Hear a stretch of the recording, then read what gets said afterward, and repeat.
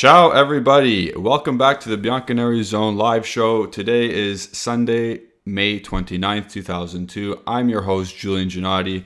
As you can see, I'm riding solo. Alejandro's having a school day, and Justin's having a pool day. So wouldn't it be nice to be Justin right now? I'm picking up the slack today, and as you can see on your left-hand side of the screens, we have some talking points we have to get to. And at the end of it all, we'll definitely have a Q&A. Dog Davide is in the chat already saying, "What's up, BNZ? How's it going, Davide? What's going on? How's your Sunday afternoon?" For some of you, it's night, so good evening to you guys. And for some of you, it's good morning. So good morning to you guys. Basically, today the talking points are, as you can see, it's quite clear. Carlo Ancelotti's viewpoint of how a proper team should be run. And how you win in Europe. We'll go to De Sciglio's non-renewal, I guess. It was a little leak today, a little report today saying that he might not renew. And I have an extensive look at linked fullbacks and current fullbacks, and I went and compared the numbers with them, the analytics, the metrics. We'll get into that. And then after that, after we do the comparisons, we will get into a transfer season Q&A with you guys in the chat. So before we start all that, please like the video, subscribe to the channel. We have hit our 1-year anniversary here at the Bianconeri Zone YouTube channel, and you guys are outstanding. You guys have made it so much more enjoyable. We're at about 2,800. Oh, that number's wrong, the subscriber number. Anyway, in the top left-hand corner, it's actually at 2826, and we continue to grow. I'm assuming once we get Pogba, if we get Pogba, and once we get Di Maria, if we get Di Maria, that number will skyrocket past 3,000. So we're just waiting at this moment in time. Tick-tock, tick-tock. Okay, so first we'll get into, this is pretty much the aftermath of the Champions League. And Nyox, hello, how's it going? KF Squad, thank you for that. Please save, okay, before I get into the talking points, please save your Pogba, Di Maria, anybody else transfer talk until after we talk about the fullbacks and we talk about our talking points. It'll just make this go easier, more smoothly, and I can keep up with the chat at that point. So here we go. Carlo Ancelotti, pretty much after the Champions League victory yesterday, he came out and said, quality players make the difference. It seems like that's the easy answer, but that's the most obvious and correct answer. You look at Real Madrid's squad. There are no glaring weaknesses in that team, except for probably Eder Militao. He's probably the only glaring weakness in that starting 11. And that, of course, makes sense because they just lost Sergio Ramos. They just lost Rafael Varane. So he was the next man up. I'm sure maybe with time he'll be better, but 10 out of the 11 starters on Real Madrid are very good to exceptionally good, to even to world class. So there's that. Then we look at their bench. You got Camavinga coming off the bench. You're going to have Tchouaméni soon. You have Rodrigo, who's a really good young player prospect coming in. You just go on and on and on, and they have quality all over their squad. And then you look at Juventus. Because we, as a Juventus fan, you think like we need to compete with Real Madrid because they're the best team in the world at the moment. Or Liverpool or Man City. They have the squad depth. They have the quality squad depth. We have squad depth. We have 26 players rostered. Like, we have depth. It's just not good depth.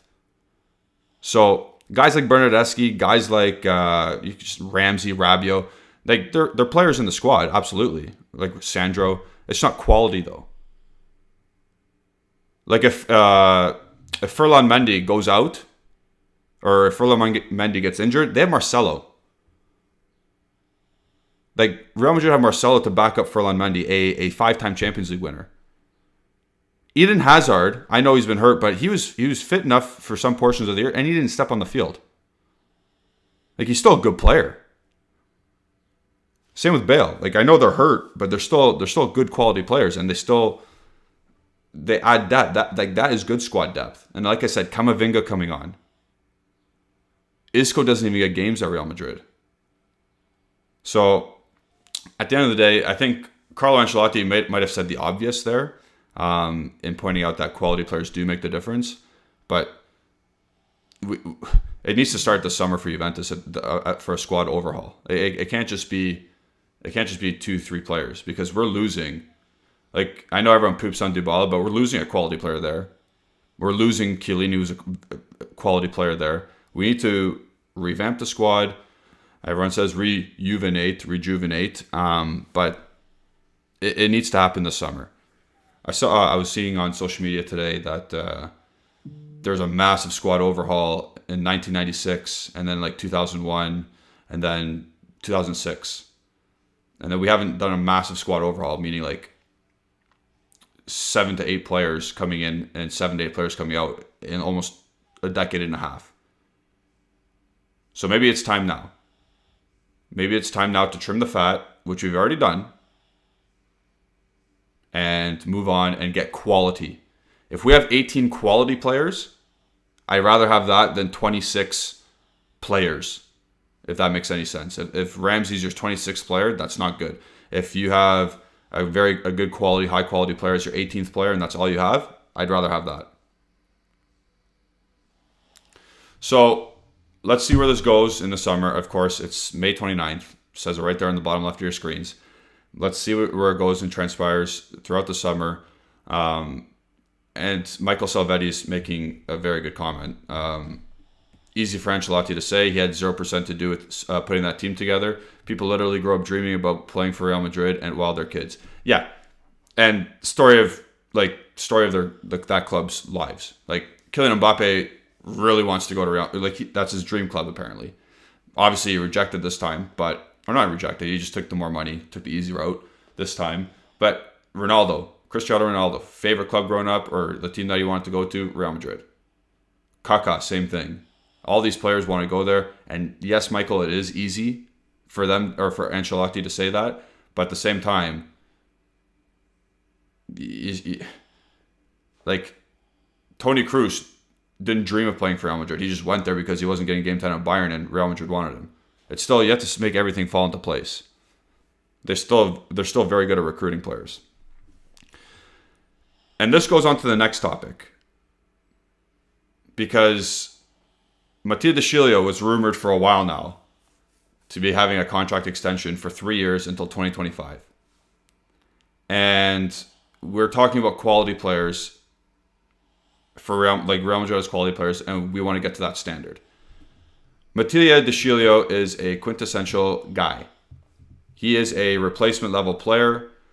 He can go in and, I'm not going to say do a job, because sometimes against even like really bad teams, he can't do the job. He can't keep up. He can't do well and perform. So I think for Mattia De Sciglio, it's time to move on. That's one of those guys you just say, hey, it's been real. You've been here 7 years. We let you go on loan last year to Lyon. We tried to get rid of you. So I think it's time for him to just leave. If we see here's the report, top right-hand side of your screens there. De Sciglio renewal is not happening. Juventus, they have other ideas for right back. And that's from Marcelo Chirico. I would need Alejandro here to really comment on the source, because he's told me in the past that this guy's not that reliable. But I think we're just hoping this into existence right now. I'm hoping this comes into existence at least, because if we're going with the theme of the show here, quality players, he ain't it.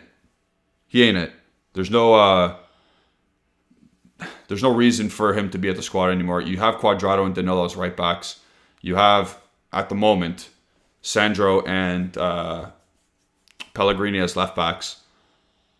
And Pellegrini's rumored to being wanted to stay now. I don't know. We'll see. But I think at the end of the day, De Sciglio is surplus to requirements. Why give him a 3-year extension?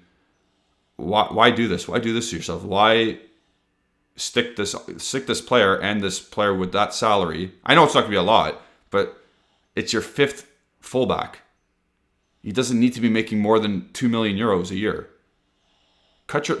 Keep Coney de Winter. Coney de Winter is he's a better player than Mattia De Sciglio at this moment in time. Is he more trustworthy? I have no idea. He's young. He played that one Champions League game. He looked fine. De Chilio either has a really good game or a really, really bad game. It's not really in between. The in betweens are like he's just there and they win 3-0 and he has nothing to do with it. But I'd rather have a younger guy on lower wages who does almost the exact same production come in and take a spot. And that's my opinion. Obviously, everyone can have their own. If you want to have De Chilio rather than Coney de Winter, fair, whatever. I just think if you have a cheaper option that can replace the production that De Chilio does, why not? Let the older guy go. Let the guy who makes more money go. If we're so concerned about wages, I think that's the way to go. I see 35 people in here. Please like the video. We're almost at 20. That's awesome already. Let's try and will something into existence tonight. This channel is very good at that. This channel is very good at willing stuff into existence. I believe that don't say Serge Gnabry, don't say Sadio Mane. Those things aren't happening. Let's try and will a fullback into existence tonight. Let's try and will Udogie or Molina. Those would be great. In particular, probably Udogie more than Molina, obviously, because our left fullbacks are in way more of a crisis than our right fullbacks. Our right fullbacks are, like I said, Danilo, Cuadrado. You can live with that. They're still above average fullbacks in this current European football climate. They are. Pellegrini and Sandro, on the other hand, are not. So we'll put the De Chilio news away. I don't know how reliable that source is. But we'll transition into the meat and potatoes of this particular live. And it's the fullback comparisons and the metrics and the numbers and all that, yada, yada, yada. So, again, everybody in the chat, make your comments, have your say, have your opinions, talk amongst each other as well. I'm really going to dive into some numbers here. So let's get started with standard stats. And as you can see, the names I've pulled, they are linked with us, they are with us, and everything in between.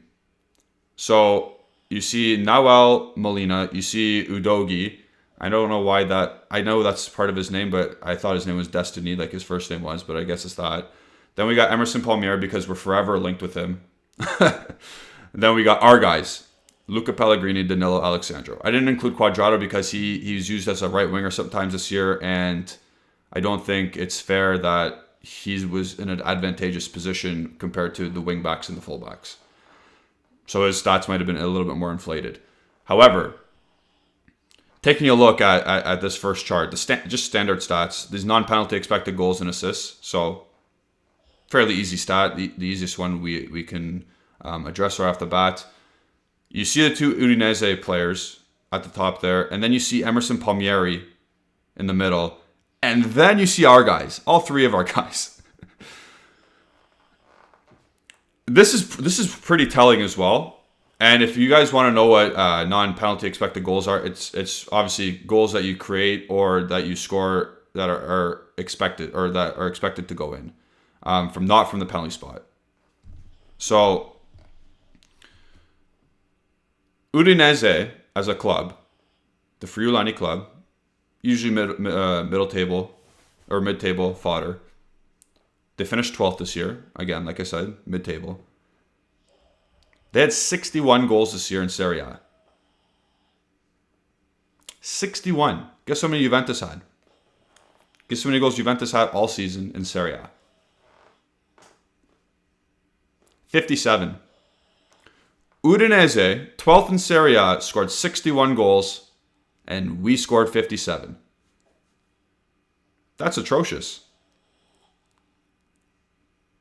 Did these fullbacks have quality over ours? Sure seems like it.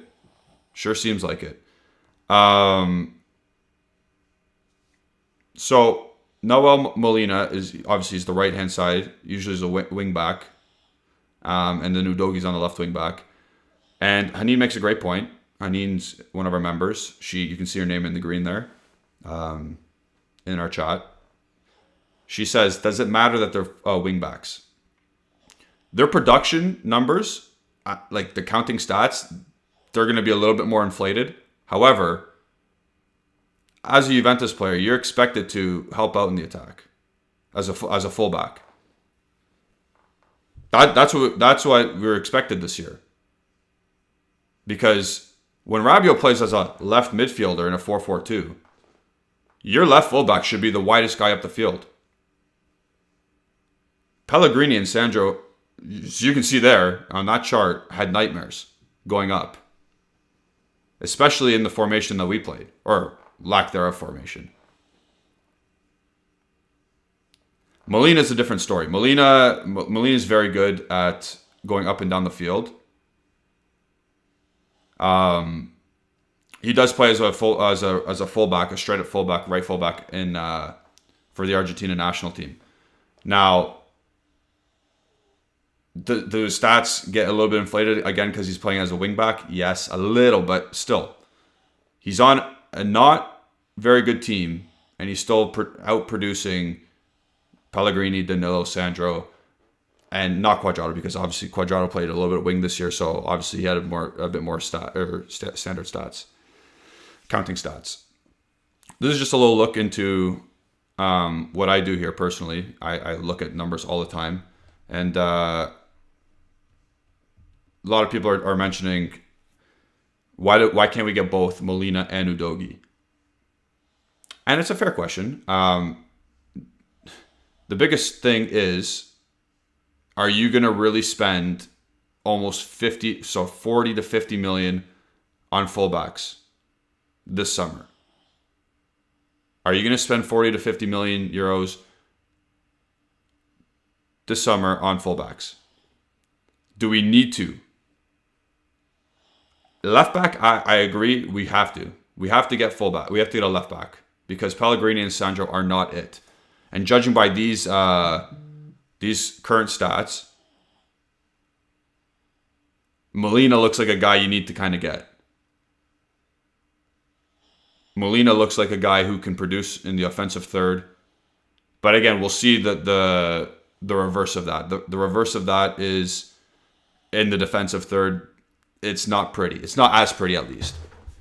So, yes, the modern day football team likes to attack with their wingbacks. They need to know how to attack, and they need to know how to join an attack and be useful.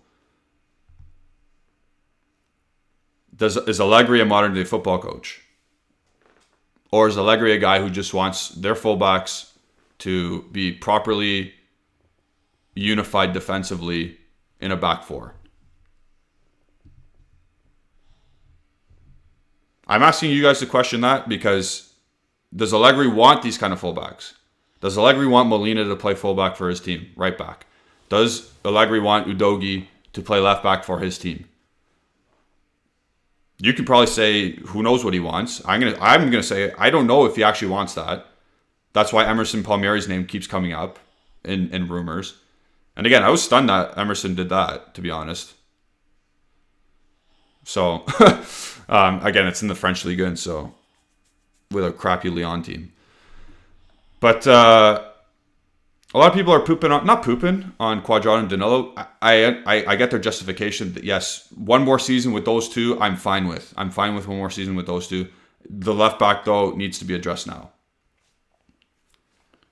So let's move on from the standard stats. We're going to go to shot created actions per 90 because shot created actions per 90 is another offensive statistic, and we'll see what we get from there. So again, Noel Molina, top of the charts. Again, Emerson Palmieri's right there. So it's not the most egregious discrepancy between like Udogie and Pellegrini and Sandro. I was actually not expecting them to be that close. But Molina's he's on a class of his own for these six. So again, Is Molina's stats inflated because of his higher starting position on the pitch? Probably, but again, he's quality. He's quality. He's an engine that doesn't stop moving. His end product is not bad, and it's probably better than Danilo's, but again, you have to balance that. Does Allegri want Danilo, the more defensively responsible guy, or does he want Noel Molina, the more attacking fullback, at the end of the day, it is tough. It's a tough decision for any coach. And I think for that man specifically, Max Allegri, he's going to be like, I got Danilo. Very good defensively. And again, defensive metrics, we'll see them soon, but you can't quantify organization. You can't quantify how many times you get beat at a back post or how many times it's your fault. We can blame, like in a certain scenario, if a ball gets played and Danilo's isolated 2v1, is that his fault if they get scored on? No. Like how can you quantify a defensive or how many defensive errors happen? If it's egregious, then yes, absolutely, you can blame people all you want. Could we blame Matthias de Ligt on that goal against Villarreal at Villarreal in the Champions League? Yeah, absolutely. Like he was marking the two other center backs forward. We had three center backs in one, and he left Parejo open. Like that's an egregious mistake. You can quantify that, but it's a lot harder to quantify defensive errors analytically. So that's why we always say Danilo is very good defensively, but I don't know. And people again like B1 or B1897, like Danilo he's a good player. I like Danilo. He's a very good player. Don't get that twisted. He can attack if he wants to, but at this moment in time, I'm okay with Danilo and Cuadrado for next year. Because again, you have to ask the question, do you want to spend 40 to 50 million on fullbacks this summer when you need a center midfielder, when you need 2 or 3 more attackers, when you need a center back? What's the saying? Rome wasn't built in a day. You can't fix this whole squad overnight. You can't do it. Now let's go to goals created per 90. Look at that one. Goals created per 90. Bet you wouldn't have thought that was going to happen. This is the most shocking thing I've seen when I've looked at stats in my life.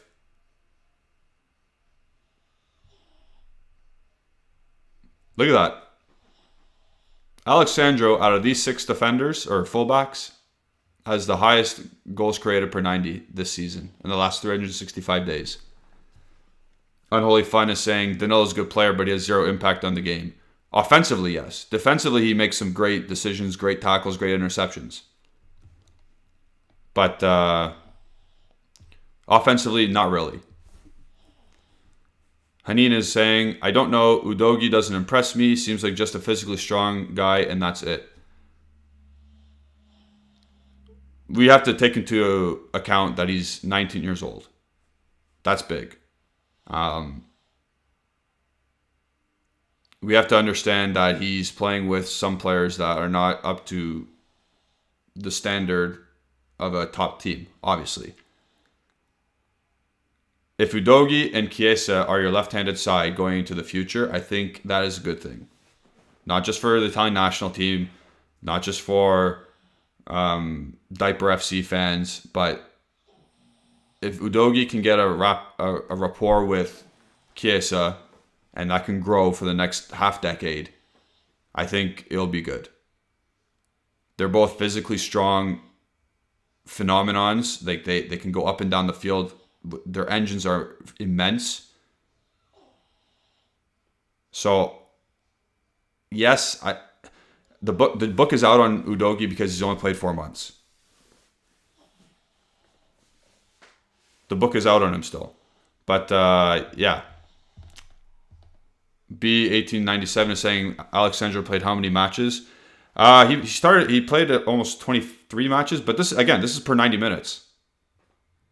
It might be a little inflated because he didn't play as much as everyone else, but Luca Pellegrini played less than Sandro, and Danilo only played 22 games as well. Like,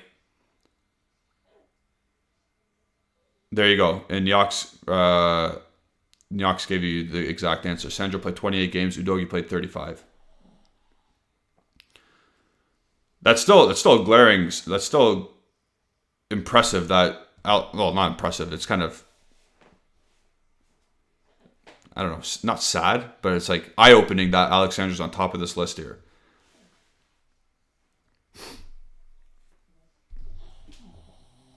We'll move on to defensive actions because at the end of the day, you want your fullback to be able to defend, and that's what killed us a lot this year.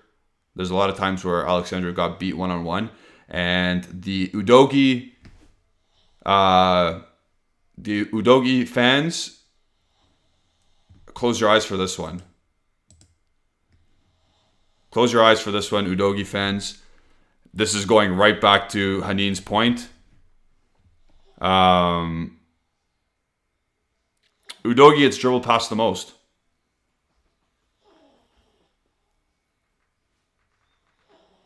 Udogie gets dribbled by the most. Alexandro right up there with him.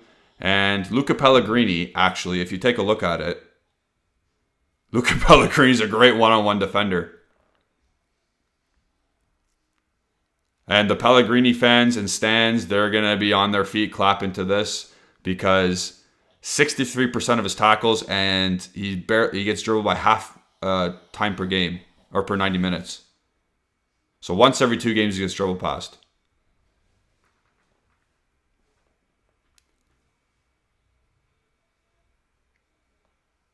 So Udogie fans, like I said, look away. Pellegrini fans, you keep your eyes locked on here. It's stuff we already knew too, though, at the same time, because as Unholy Fun points out, Pellegrini fouls. But, like, I get it. If you're fouling at the 18 or at the halfway line, it doesn't really matter.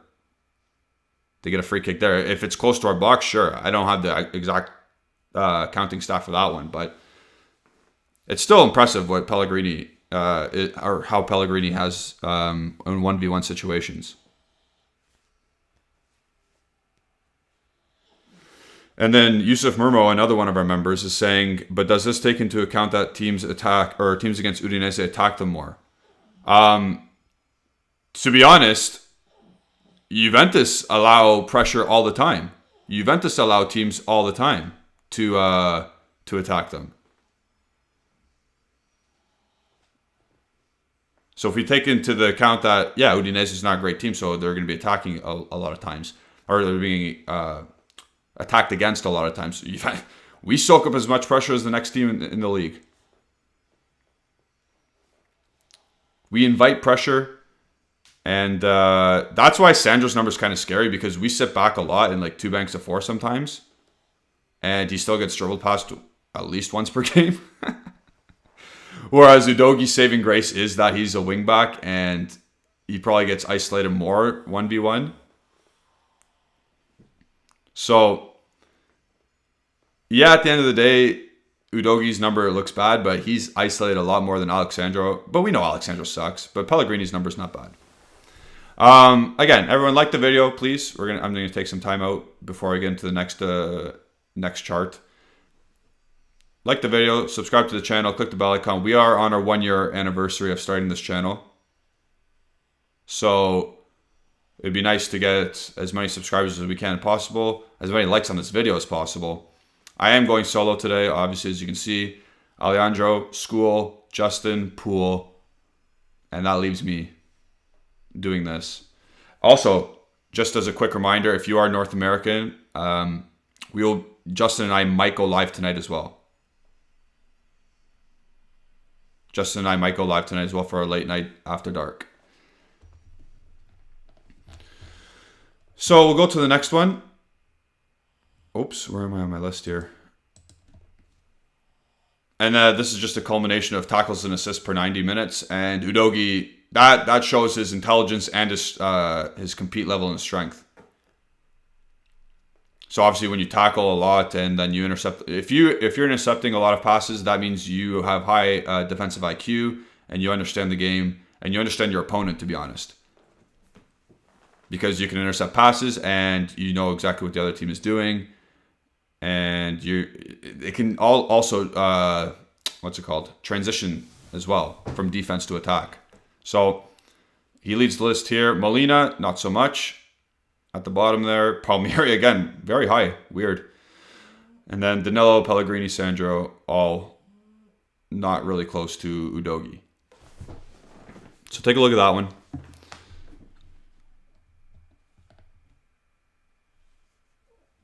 Of course, as we go through the numbers here, people are going to say, yes, Udogie, yes, Molina. But again, the biggest question is, and my biggest point of this live is, do we need to spend 40 to 50 million euros this summer alone on fullbacks when we need to sign and to address other parts of the pitch? And they're more desperate than signing a right back in particular.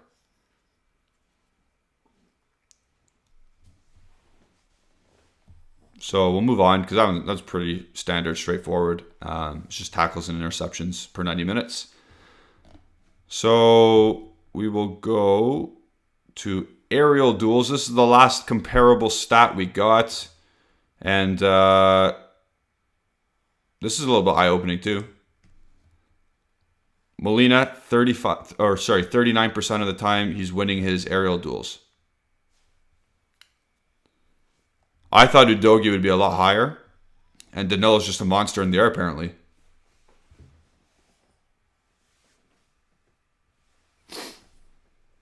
Palmieri, I always thought he was not the tallest guy in the world. And he's won almost 60% of his aerial duels. That's great for a fullback, especially one of smaller stature. I thought Udogie's number would be a little bit higher. I thought Sandro's would have been a little bit higher as well because I always see him winning headers. I thought that was one of the best lasting qualities that he still had. But 57% is not bad still. But Danilo stands out. And again, of course, if you're a fullback, your first job is to defend and make sure that you don't get scored on. You are a fullback, a defender first. So you'd hope you'd be able to win headers against your rivals. So that's what we got here for the fullback comparisons. Haneen saying, let's get Emerson Palmieri. According to this, and Haas is saying that already too. So Palmieri, I guess, to Juventus. Here we go. I'm kidding, of course. I'm kidding. B1897 says, I'm going to get to Anthony Aguechi's point very shortly. But B1897 says, Palmieri plays in Lyon, guys. Let's not forget that. That's a physical league, though. That's a physical league to be a part of. So the fact that he's been quite decent in the air is pretty good. Aerial duels and winning aerial duels, doesn't have nothing to do with the quality of the league. It's athleticism and ability to time your jump and to outmuscle other opponents. So I'm going to get to Anthony Aguechi's comment because he is talking back that in modern football you don't need to defend first as a fullback. Let me remind you what happened yesterday in the Champions League final. Trent Alexander-Arnold, probably one of the best, I'm not going to say the best, one of the best attacking fullbacks in the world, pretty much was negated offensively yesterday, and it was 89% his fault that they got scored on.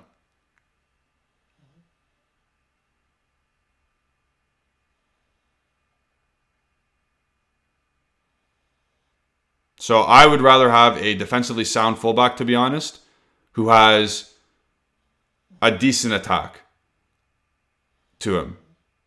If he has a decent attacking IQ and decent quality and production, but he's very, very good defensively, I'd rather have that than Trent Alexander-Arnold. Because you can see that bites you right in the butt in the biggest games. Is Danny Carvajal the greatest attacking fullback? No. Is he very good defensively? Yes. That's an ideal fullback. Can he go forward? Yeah, he can. He can produce some stuff in the attacking third. Oh, okay, so Anthony's actually agreeing with me. That's fair. Sorry, Anthony. I thought the way that was worded, I thought you were disagreeing, which is fine.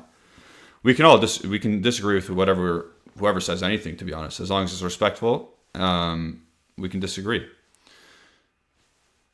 B1897 says, not as physical as Serie A. Dude, I have the Ligue 1 package. It is physical. It is a battle every game. I watch PSG. I watch Lyon. I watch, what's the other team I like? Oh, I watch Lille because of Jonathan David. It's a physical league. John Cena saying Reece James is ideal fullback for both defense. Yeah, Reece James is a quality all-around fullback. That's the ideal player you want at that position. And even, like I said, Danny Carvajal is pretty good too. Haas is saying, so 40 to 50 mil for the Udinese fullbacks. That seems great, to be honest. Okay, you want to spend almost half our budget, though, on those two, on fullbacks? We need to address other areas of the pitch besides right back. We cannot build Rome in a day. I'm going to keep saying that. We cannot do that. It's not feasible.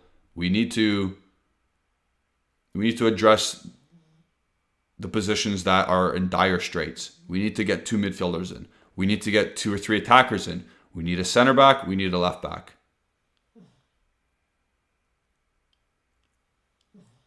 I don't think we can afford to do Udogie and Molina in the same window. That's just my opinion. Kenzo is bringing up the name Aaron Wan-Bissaka. That guy is so bad. You might say he's good defensively. That guy can't even kick a ball. I don't want anything to do with Aaron Wan-Bissaka. I like how you're bringing someone up like that, defensively sound, whatever, but I can't. I could never deal with it. Anthony Guechi saying Javier Zanetti is the best right back I had the chance to see play. Lilian Thuram close second, and Maldini, of course, the best left back. Yeah, those are all great names. Another name is Philip Lahm.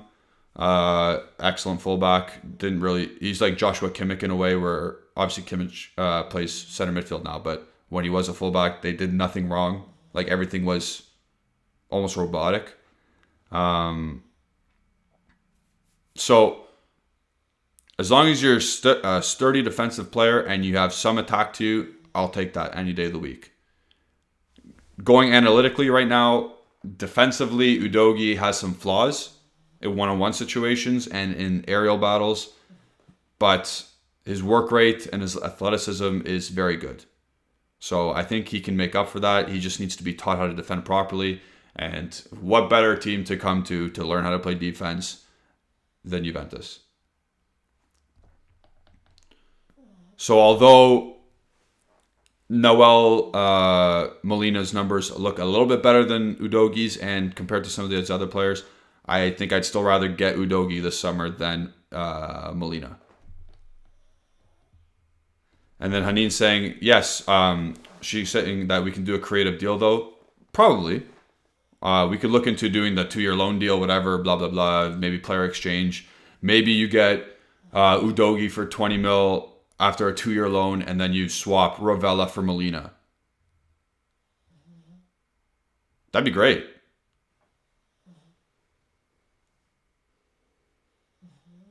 If you can essentially get those two for free in this fiscal year, so you don't have to pay for them this fiscal year, and it's a Rovella swap with Molina or Udogie 2-year loan, 20 million after the 2 years, maybe that's something you do.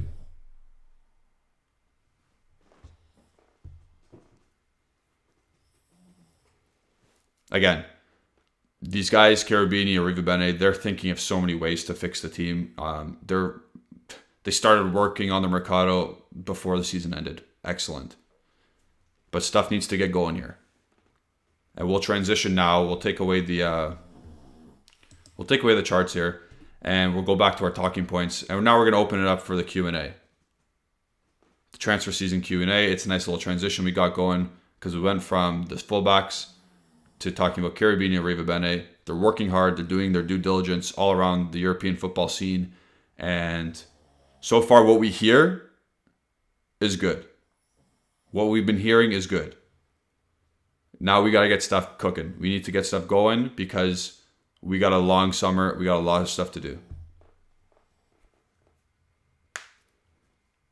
If If you can get creative with some of these Serie A teams and add some players into deals like Rovella, he's expendable. In my opinion, Rovella's expendable. In my opinion, well, I think in everyone's opinion, Filippo Ranocchia is expendable. And if the right deal is to be made, I think Fagioli is expendable. If the right deal is to be made.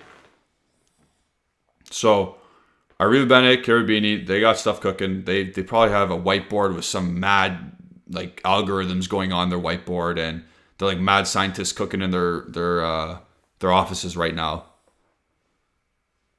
They got stuff going on. We can't assume they're not doing anything. Like tonight, it's Sunday night, so they're probably literally not doing anything right now. But tomorrow morning, they'll be in their office. They'll be talking. They'll be having different things going on. Like we got to trust them. We got to trust them. After the winter they had, we have to trust them fully. We have to back them. There's no reason not to.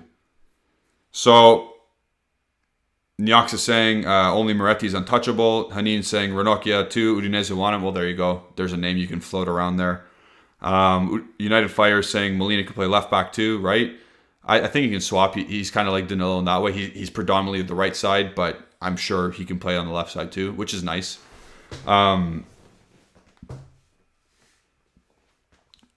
Rack is saying, why review, or I guess he's saying renew. Why renew Mattia De Sciglio when you can just use De Winter? So if you start to watch this video, that's how I pretty much started this video. I said, De Sciglio is a very replaceable player. De Winter's less wage, younger, and can probably do the same production, if not more. So I already mentioned that. So yeah, now we're in the part of the video or the live where I'm going to just answer some questions, as many questions as I possibly can. I'm going to try and keep up. I apologize if I can't.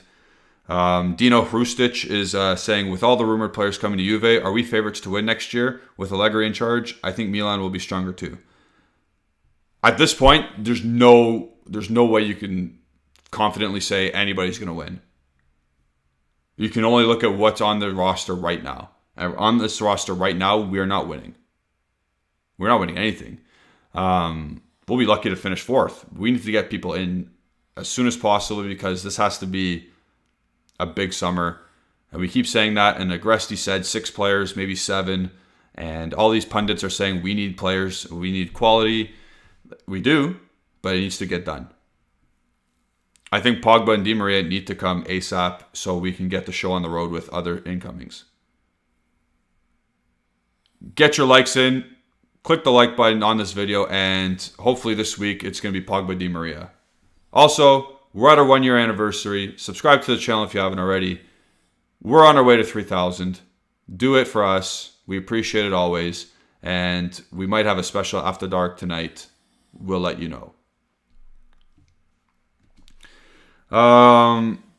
Anthony Aguechi is saying, do you think it's possible to hijack Milan's deal for Sven Botman? I know you mentioned you watch Ligue 1, specifically Lille. What do you think? His stats look great, and he's also left-footed. So ideally, the center back coming in this transfer season should be left-footed. I hope it's left-footed. He is left-footed because you're losing left-footed Chiellini, and what you have now is Rugani right-footed, Gatti right-footed. Is Gatti right-footed? I think so. Let me just check that quick. Rugani, Bonucci, De Ligt, all right-footed. Let me just check Gatti. I believe he's right-footed.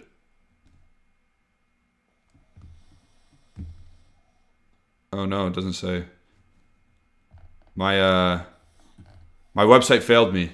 Can someone let me know? Oh, Gatti's left-footed. Okay, so we still need another left-footer.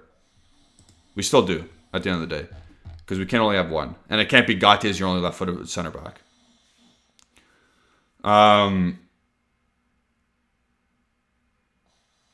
If it's Sven Botman, we'll go back to Sven Botman. I think Newcastle and Milan are well in advanced talks. I think they're going to outspend what we are willing to spend on Sven Botman because I think Gabriel Magalhaes is the target at this point. Is Sven Botman better than Gabriel Magalhaes? Probably. I'd assume so. From what I've seen for Botman, he doesn't make as many egregious mistakes as Gabriel Magalhaes, But they're better at different things. So at this point, I don't think we can get a deal done with Lille for Sven Botman. I think those other two teams are well advanced in negotiations, and I think they're probably well on the way. I think Newcastle actually might pip Milan to Botman, to be honest. So Niox, I thought Gatti was right-footed. I thought so. Not Niox is bringing up that he's right-footed. Yeah, see, crazy right. That's what I thought. But so in that case, we desperately need a left-footed center back. B1897 saying Raspadori, Di Maria, Muriel, Kostic, Pogba, Udogi, Molina, and Milinkovic, and we are ready for the next season. 1, 2, 3, 4, 5, 6, 7. 7 players. Let me count that again. 1, 2, 3, 4, 5, 6. Yep, 7 players, B1897 said.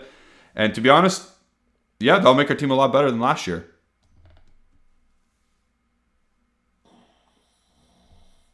So those players are pretty good and they're realistic. I think you probably need a better center back than Milinkovic, though.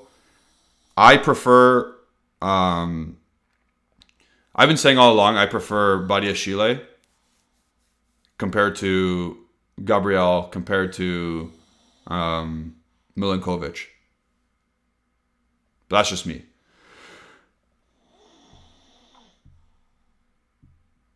Oh, I'm kind of behind here in the chat. I'm sorry, everybody. Zenith, one of our members actually, saying, I'm really happy with this overhaul. 3 different managers and all didn't play well with the squad. What didn't change under the 3 managers? The players, which have always been the issue for me. So yeah, brings up a really good point. It went Allegri, Sarri, Pirlo. The players never changed. The results kept getting worse. So we've kept the coach now. We're changing the players. Let's see if that works. And Boo's snoring because he's so bored. I know, buddy. We just need a signing right this minute so we can go off on it. But yeah, I agree with what Zenith said completely.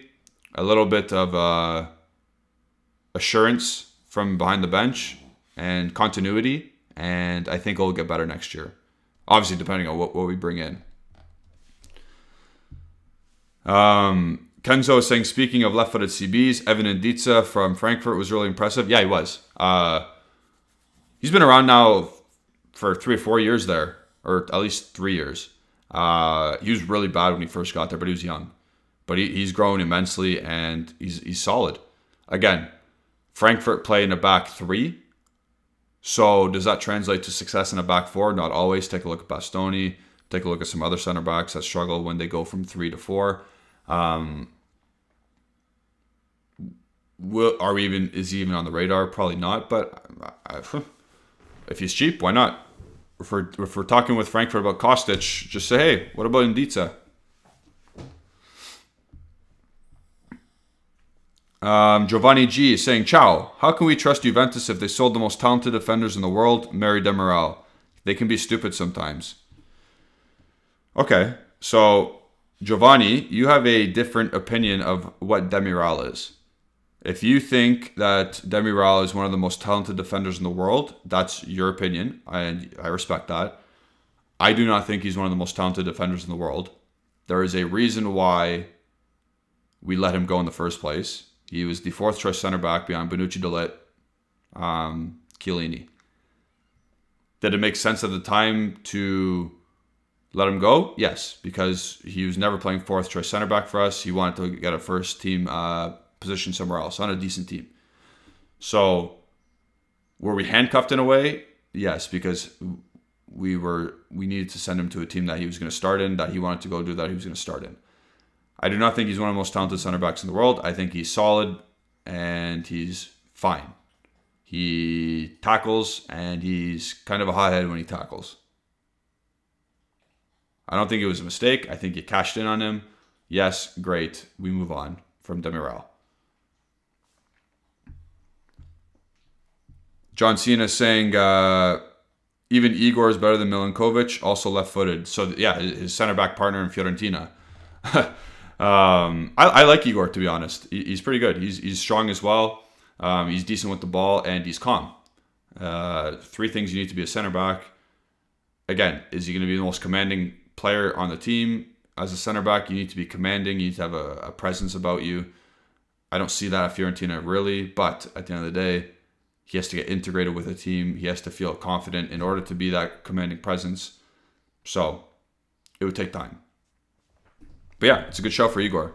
And he'll probably be cheaper than, or I guess Milinkovic has that release clause. So I don't know how much. You'd have to inquire. And again, it's Fiorentina, so you'd have to deal with crazy over there. What's his name? Camiso.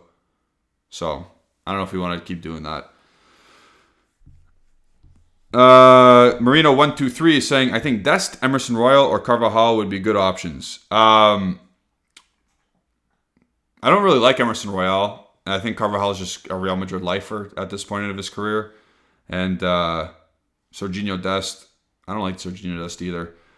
But they're fine names. They're fine names. They're definitely... Serginho Dest is a project player, absolutely. I think Emerson Royal is just average, super average. Like, more average than Danilo. Because I don't mind Danilo, actually. And then Crazy Ray, here we go. Pogba, Di Maria, Muriel, Kostic, Udogi, and Gabriel would be amazing. I think it would be less than 100 million. Let's see. Free, 15, 15, 20. So that's 50. And then Gabriel would be 40. Yeah. That's 90 million for those 7 players. Is that 7? No, that's 6. Yeah, I think we still need another attacker. Oh, no, we don't. That's 4 or 3 attackers. We might need another center midfielder on top of that. But yeah, that's not a bad shout, Crazy, right? We'll go on more. Again, guys, like the video, please. We're at 42. Let's get to 50 by the end of this. Let's get to 50. Anthony is saying, what's the max transfer fee and salary you would part with for Koulibaly? I understand Koulibaly is a world-class, top central defender. Probably a top 5 in the world. And that's not even being egregious. That's not a hot take. He is a top 5 center back in the world. I just talked about Igor being a commanding presence, or is he a commanding presence? I was questioning him. Kalidou Koulibaly is a commanding presence. He is a general. He defends well. He passes, or he's good with the ball, calm with the ball, keeps the defense organized, doesn't get beat in the air, doesn't get beat 1v1, but he's 31. But he's got 1 year left on his contract. But we have to deal with De Laurentiis. But we have to deal with Chelsea, Barcelona, other teams, probably PSG going in for him. And that's tough. We can't afford the transfer fee that Chelsea is going to be willing to offer, that Barcelona is going to be willing to offer, that PSG is going to be willing to offer. If Koulibaly says, I want Juve, then we have a good chance. But is he going to say that? I don't think so. That's why I don't think Juventus are in the driver's seat in this particular scenario. What I would part with is 35 million and 7 mil a year.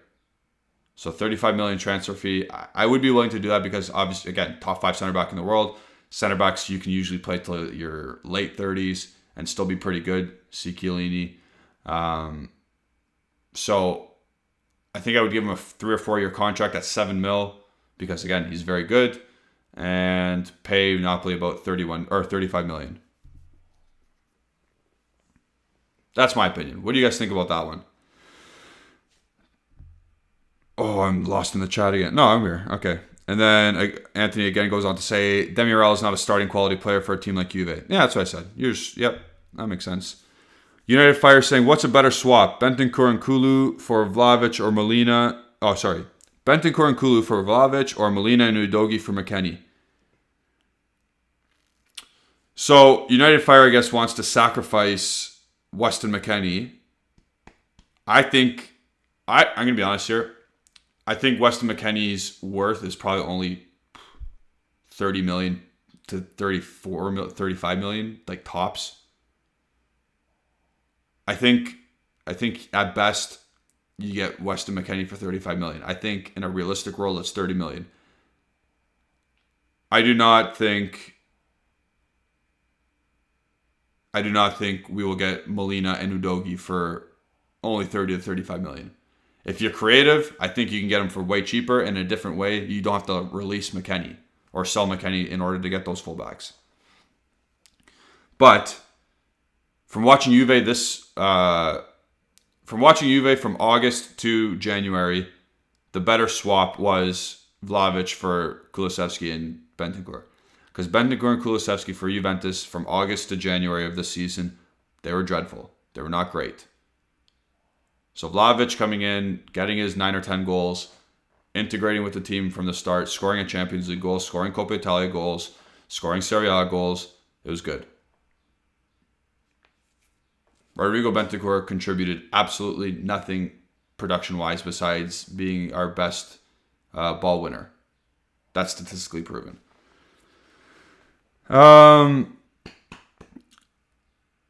Alexandru's talking some crazy Mercado stuff. He's saying, I want Gnabry, but I think he isn't tempted by Juve. He does not want to come to Juventus at all. He is looking for 10 plus million euros.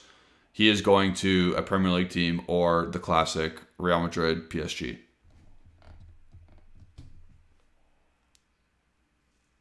So, there you go. Khalid saying Juventus could replace up to 9 players according to the news we are getting. I don't think it's going to be 9. I think it's going to be 6 to 7, which is still crazy. That's still a big number of players coming in. The exodus out will be probably 9 or 10 players in totality when you consider the people leaving on freeze, retiring. I'm saying Chiellini. So I think some integration will have to happen internally, i.e. Moretti or Fagioli or Sula. I don't think Sula is going to make the first team. I don't think Fagioli is going to stick with the first team. I think Moretti will. But I think Allegri also said he doesn't want a big squad. He wants 20 players, which is kind of crazy that he said that because we don't have the best medical history. And big squads are usually good for teams with medical problems and injury history. So it's kind of a weird take from Allegri. He's just trying to think as optimistic as possible. So it is what it is. I'm going to answer 3 more because I got 3 or 4 more minutes left before I have to go and take a break. Thank you all for watching again. Please like the video. Let's get to 50. We're almost there. I'm going to answer 3 questions. I'll pick Kenzo, and I'll pick Marino and Crazy Ray. Okay, so Kenzo saying, you said you watched Lille because of Jonathan David, but is Zeki Çelik any good? Oh, the Turkish guy. There was a lot of buzz around him last summer, but not much this year. Yeah, Lille as a whole, they were not good this year. They as a team, they did not perform well. Jonathan David, he was quiet for 4 or 5 months. He had a hot start. He was top scorer in Liga 1 for about the first 3 months of the season. And then he got crickets. He was crickets for the next 3 or 4 months. And the team struggled in that time as well. Zeki Çelik, I think if he goes to another, I think he needs a little step up from Lille. A team like Marseille, I think he would be good in. Not Juventus. He doesn't have the profile or he doesn't have the characteristics to play for Juventus at this moment in time. I think a stepping stone with Marseille, or let's say Arsenal. One of those teams would be a nice stepping stone for him. Let's see if he progresses in his quality there, and then you can start talking about, hey, maybe this guy's good for Juve. And then I was going to go to Marino next. When do we expect the first real news regarding Pogba and Di Maria this week? I think I'm kind of scared about Pogba, and I've said this before. I don't want to get into it. I don't want to do doomsday right now. I'm a little bit scared with Pogba. I think Di Maria has no other suitors, and from the news we got today, Atletico Madrid apparently was in, but now they're out. So I think Di Maria will be coming. It's just a matter of the 1 or the 1+1 contract. And at this point, I think Di Maria will be coming. I think he'll be the first one confirmed. I still think that Pogba and his representatives have to have one last, not meeting, I guess meeting, one last kind of meeting to finish all the fine details. I think Di Maria will be announced first. I'm going to assume sometime this week. Probably later in the week before early part of the week. I think later on, like the Thursday or Friday of this week. Because Di Maria still has to play in the Finalisma or whatever it's called between Argentina and Italy. So he's out with the national team right now. So I don't know. I think it's going to be pushed back to the end of this upcoming week before anything's even announced. It's a long process. It's taken a long time, but yeah, I don't know. I don't know why it took so long. You could have banged these out in a month ago, to be honest. But that's how we act. That's how Juventus does their business, conducts their business. And then Crazy Ray, did you hear about Mane to Bayern for 30 mil? I did. We are here spending 30 mil on Raspadori.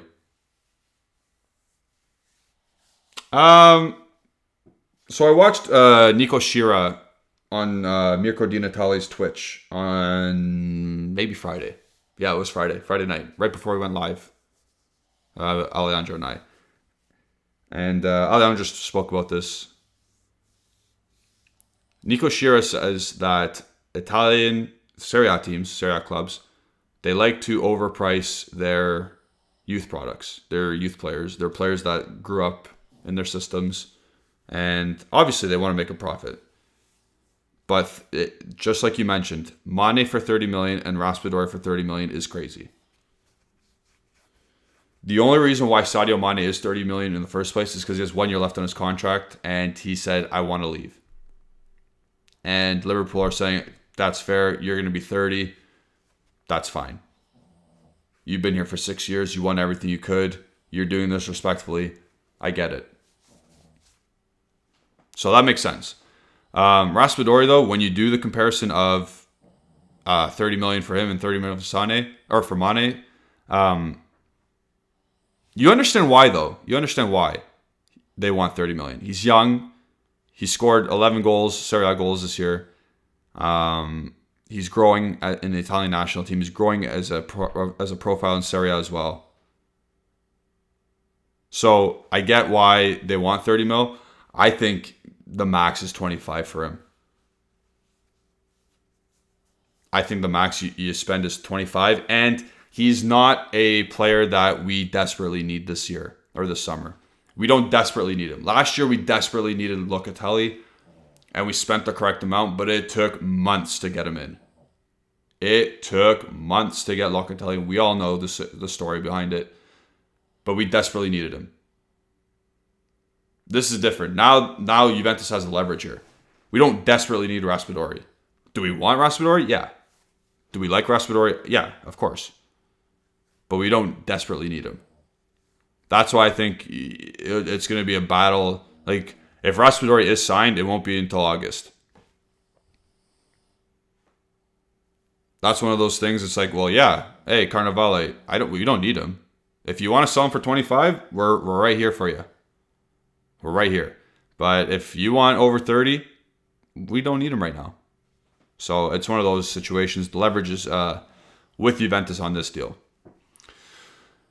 And then Lester saying the coach's corner this summer is going to be lit. Hope you're prepared, Julian. I have my website saved. It's my first favorite bar on my internet browser. It's ready to rock. I'm on it every hour. I'm on it, just checking stuff. Whoever we're linked to, I go right to my website, and I'm ready to rock. So. By the way, Pogba and Di Maria coaches' corners are ready to go. They're just sitting in our archives right now. So whenever those deals happen, the next day coaches' corners will come out. So be prepared for that. But for tonight, or for this afternoon show, I guess tonight's show, if wherever you are in the world, we're gonna finish off on that. Thank you for getting the 50 likes in my last little spew of words. Hopefully we get more likes in. But like the video, subscribe to the channel. It's been our 1 year anniversary this weekend. Do it for that reason if you don't want to do it. Follow Bianconeri Zone on Instagram and Twitter and Facebook at Bianconeri Zone.